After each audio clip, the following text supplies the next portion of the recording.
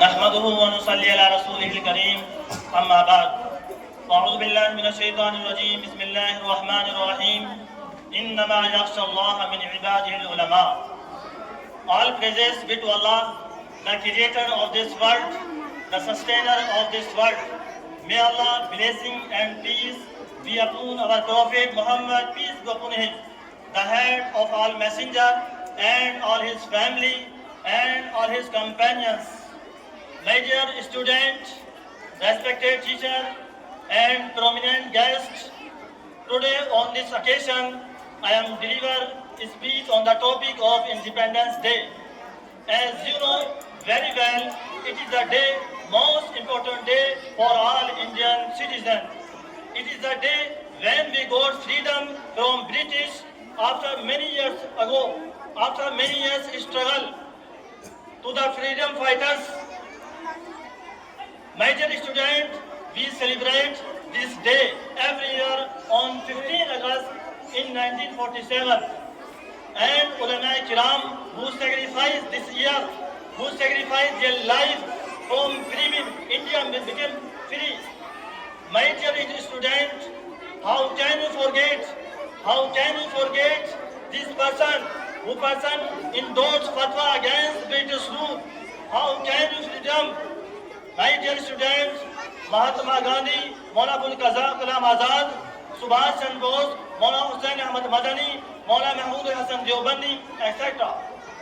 عزیز طلبہ، آپ جانتے ہیں ہم یہاں جمع ہوئے ہیں 15 اگست کو منانے کے لیے، یوم آزادی منانے کے لیے. کیا پیغام ہے اور کیا کتنی جد و جہد سے یہ ملک آزاد ہوا ہے؟ میں آپ کے سامنے سے 2-4 باتیں عرض کروں گا.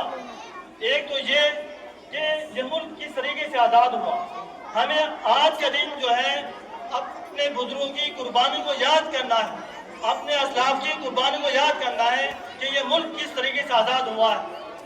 عزیز طلبہ، 1857 کی جنگ آزادی کے بعد 1857 کی جنگ آزادی تک جتنی بھی جنگیں ہوئی ہیں وہ ساری کے ساری مسلمانوں نے لڑی ہے، وہ سارے کے سارے علماء کرام نے لڑی ہے.